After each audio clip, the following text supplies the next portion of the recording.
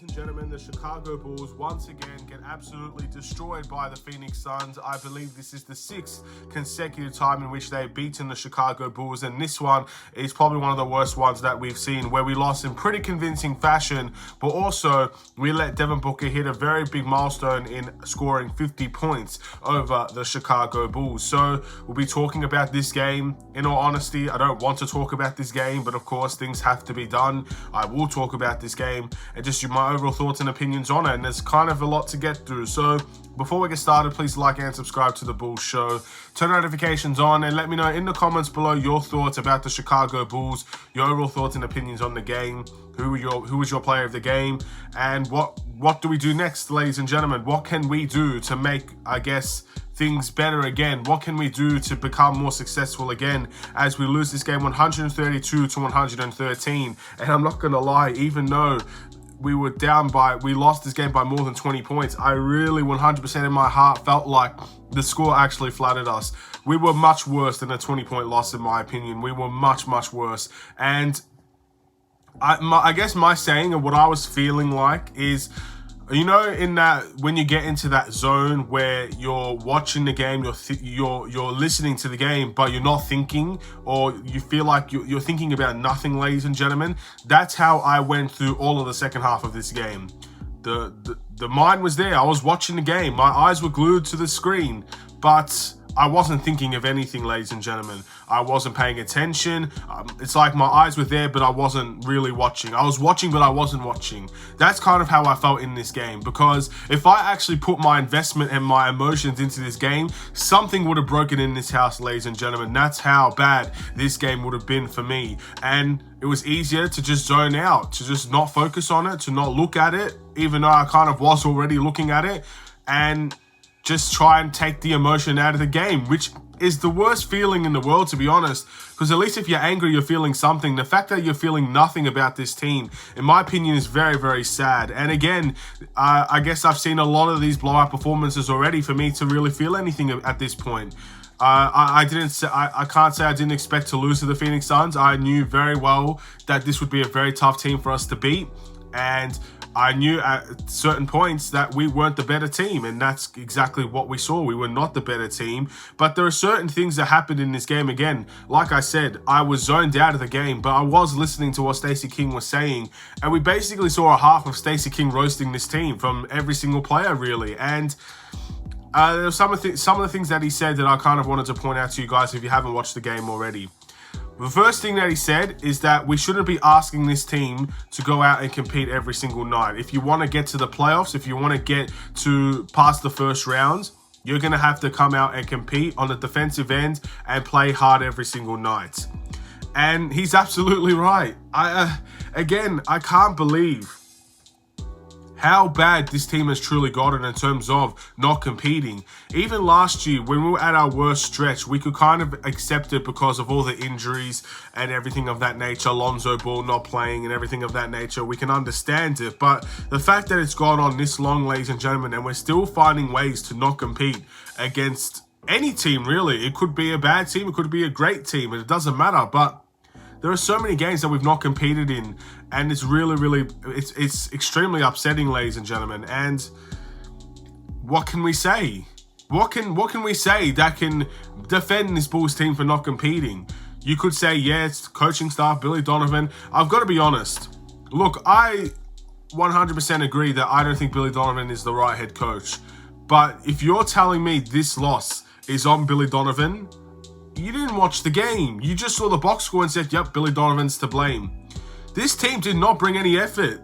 Again, we're questioning the effort. We're questioning their competitive spirit. We're questioning their ability to really do anything against good teams. The one thing we shouldn't have seen in this game was to allow Phoenix to go up by 20 or 30 points.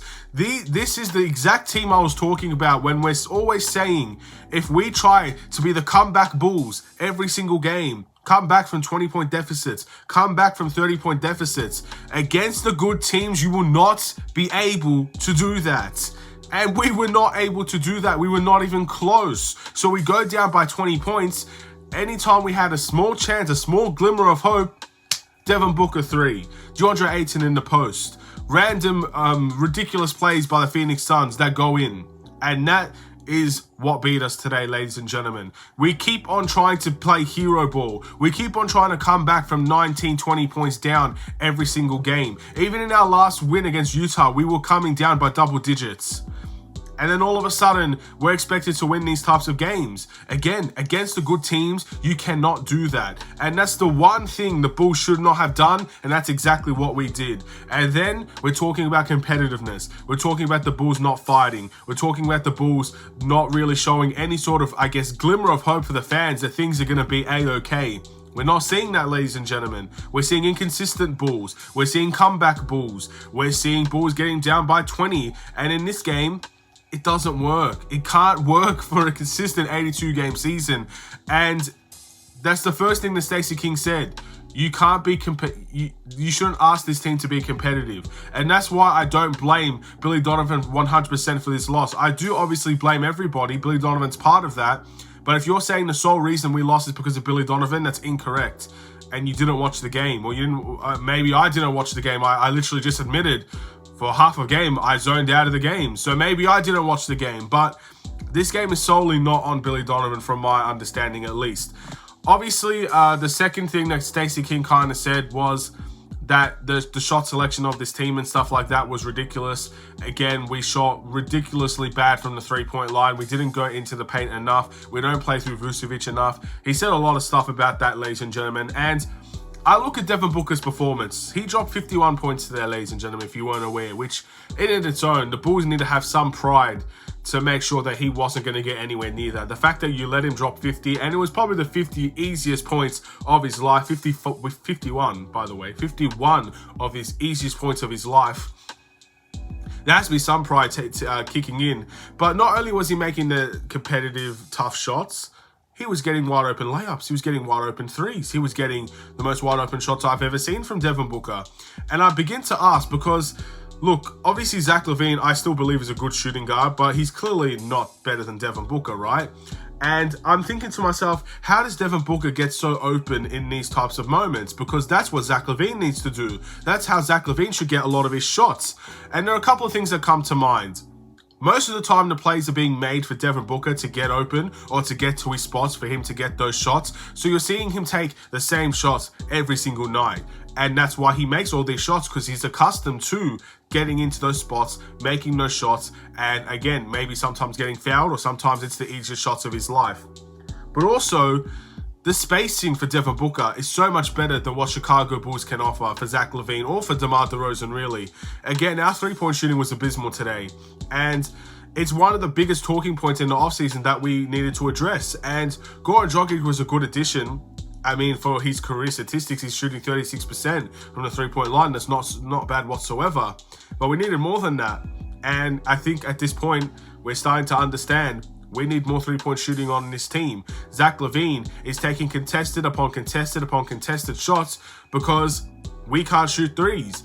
And we're forcing up shots because all the other guys that we give the ball to are not good three-point shooters. And then we shoot whatever it was that we shot today. Well, I can guarantee you it was abysmal. So that's one really big component that really hurts our players. Hurts DeMar, hurts Zach LaVine especially.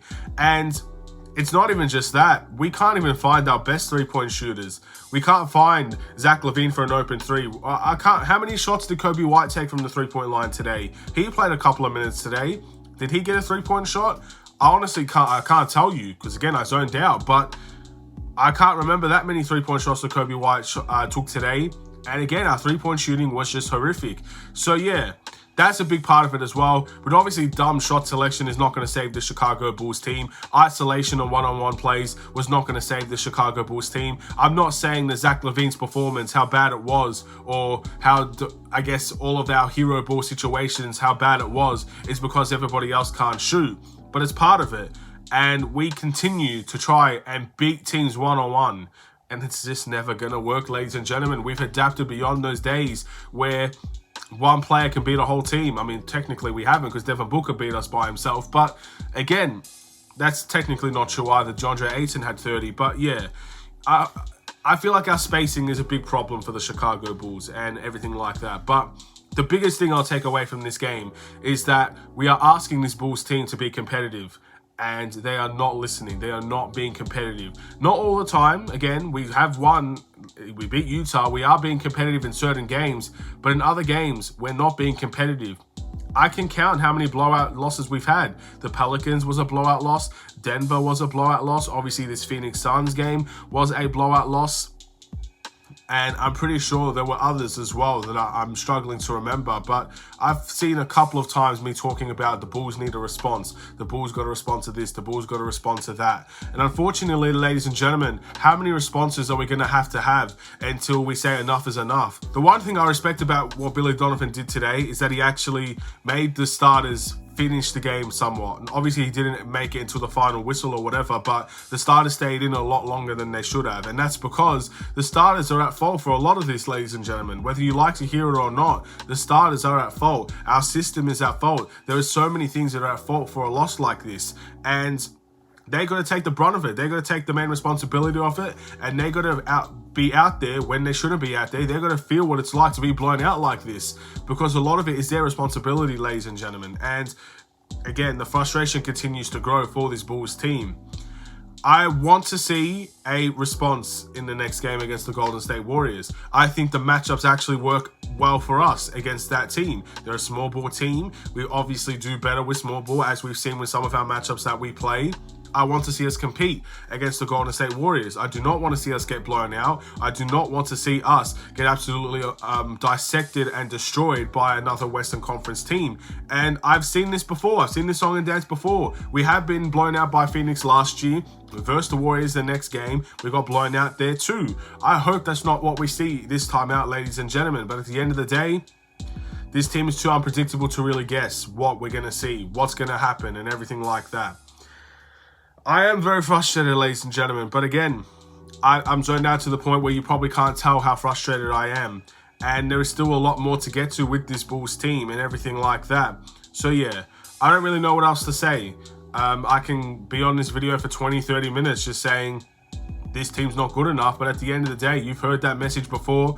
I've said that message before. I'm sure a lot of other Bulls content creators that you watch have said that before. So what's the point? What's the point in saying what's already been said thousands upon thousands of times by so many different people? This team is not good enough.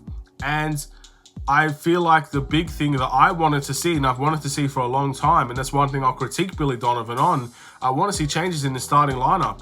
I don't think we're getting the best out of this team. And I've seen Billy Donovan make changes before. Again, in the first year that he was here, he put Thaddeus Young in the starting lineup and he dropped Wendell Carter. He put Kobe White in the starting lineup and he dropped Satoransky. He made changes to that team. Even in the year after that, he made changes to this team as well. I just feel like at this point, we've got to see some changes in the starting lineup, man. We're getting to the point now where we're just the inconsistent Bulls. We're the comeback Bulls. We're the team that we don't want to be. So make some changes to this team.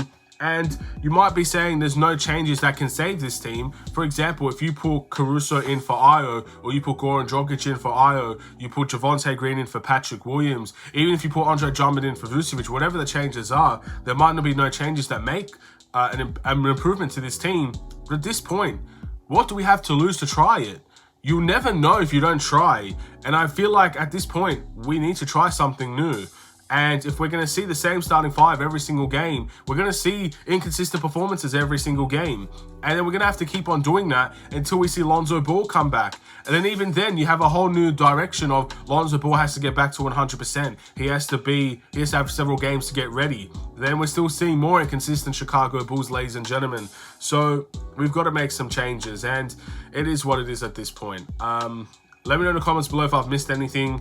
Again, the must improve is the whole team. The player of the game is nobody. I don't think anybody deserves a player of the game for this type of game. I don't think anybody brought it defensively. And offensively, yes, some players had great nights, but offense is only one half of the game. So no one was actually really, really good in this game, unfortunately. The Bulls record is 9-12. Our next game is against the Golden State Warriors. Hopefully we could do better, ladies and gentlemen. But at this point, I think we're asking for a lot. And we know this team can deliver sometimes, and this team can very much not deliver in other times as well. I'm going to end this video here. Thank you for watching. Please like and subscribe if you're new, and I'll see you in the next Chicago Bulls video. Stay safe, stay healthy, stay tuned for more. Take care and peace.